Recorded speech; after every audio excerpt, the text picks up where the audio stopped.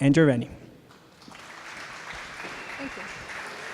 Thanks, Matthias. I'll try to keep the presentation to under 10 minutes so we can get back to the wine and hors d'oeuvres. Sorry. So first I'd like to say today we're going to be giving a little bit of an overview of the economic development study we've been doing, myself and my partner Robin Brown. So the presentation today is going to be really comprised of 4 components. We're going to look at an introduction, which is really why are we doing the study? What was the impetus for the study? We're going to look at a little SWOT analysis, so what are some of the strengths and weaknesses of the BIA that we've come across so far? Then we're going to look at some case studies of some successful employment districts and what they've done and how they've kind of realized some of their successes. And then lastly, we're going to look at the vision that we've come up with for the BIA. We also invite you guys to come back and give us some feedback. We have some forms over there that we'd like you guys to fill out.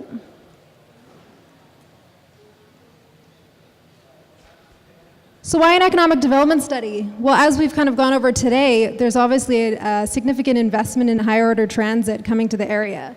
So we really want to make sure that we're well positioned to take advantage of that investment. In addition, there's a kind of changing employment landscape in the GTA in Ontario. What we've found in the last 15 years is manufacturing employment has kind of dropped somewhat. In the last 15 years, we've looked at 30% drop in the BIA. At the same time, service employment and office employment is growing. So we want to, again, be well positioned to take advantage of that changing employment landscape. Sorry, this isn't working. Okay, so the economic development study is in 3 phases. The first phase, we're looking at a SWOT analysis. So again, looking at the strengths and the weaknesses of the BIA. Then we're going to convert that into a vision. So that's phase 2, and that's where we're at now. Finally, we're going to look at turning that vision into reality and what kind of policies and programs and investment do we need to realize that vision.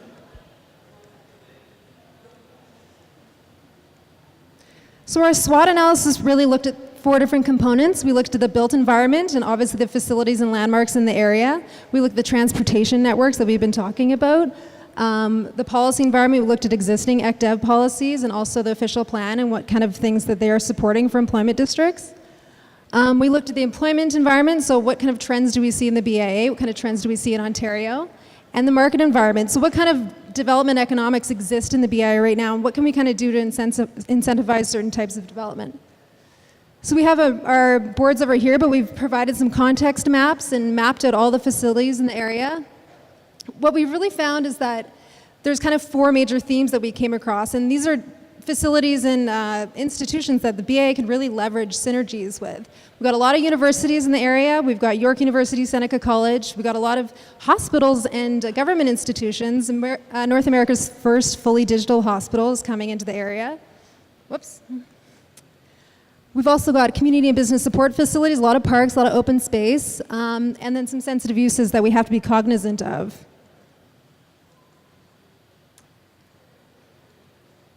So we mapped out the transportation, as we've said, again, to well position any kind of physical plan that going forward, some nodes and corridor development.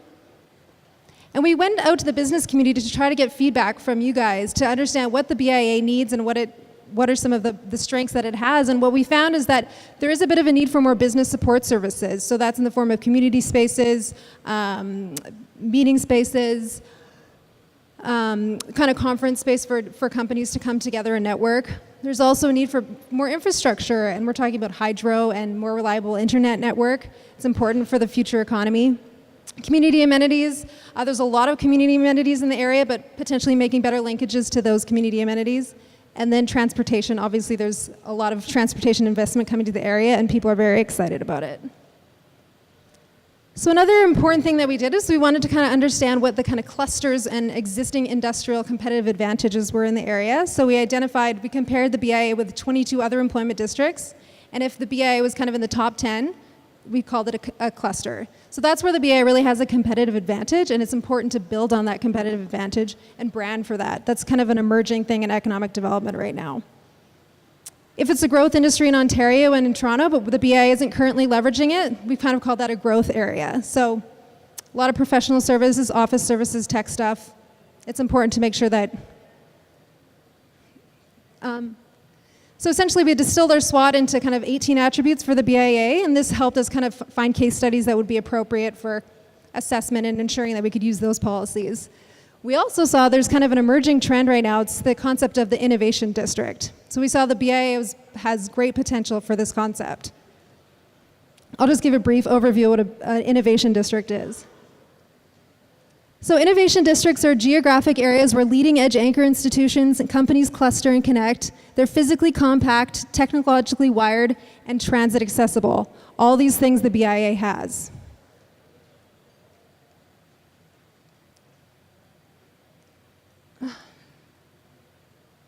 Sorry. So there's three models of innovation districts. There's innovation districts that are downtown. So these are Anchor Plus. They're close to leading edge anchor institutions. Then there's the concept of the reimagined urban area. So this is something that's coming across North America quite a lot. And it's basically older industrial areas in high rent cities. It's kind of leveraging the fact that land values are increasing, land is becoming more scarce. And when you input transit to these areas, there's a lot of opportunity to develop and capture kind of changes to the economy and new employment forms.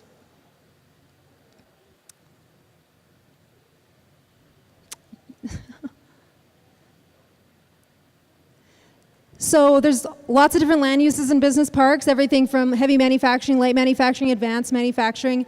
But the domain of innovation districts is really advanced manufacturing and R&D office. And this is really coming from two major trends, and the first is convergence.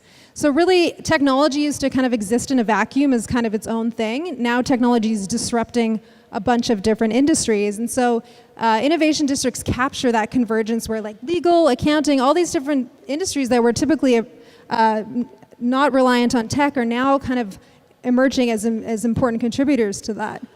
And secondly, there's been real integration of production.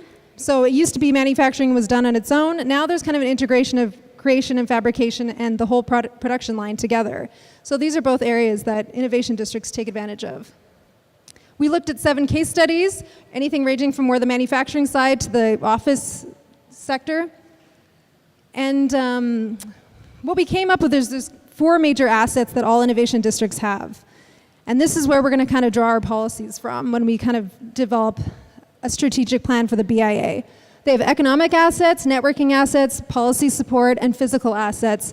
We have more information on each of these at our table. We've got pamphlets that discuss each of these, but essentially economic assets are the institutions that drive economic development, like the anchor tenants, the large facilities, and the schools and the universities and such.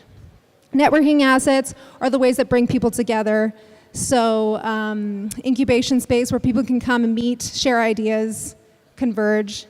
Policy support are the master plans, the infrastructure plans that kind of set a framework for the innovation district or BIA. And then physical assets are the active transportation linkages, the sidewalks, all that kind of thing. So our vision for the BIA and what we want to get feedback from you guys is typically we focused on light manufacturing office, but we want to really bring it into the domain of innovation districts, so getting some advanced manufacturing in, getting an R&D office in, kind of moving up the value chain a bit, and kind of building on those new structural changes to the economy. And we have our vision outlined, and again, it's in a pamphlet over here, so we invite you to come have a look. That's all. Thanks very much.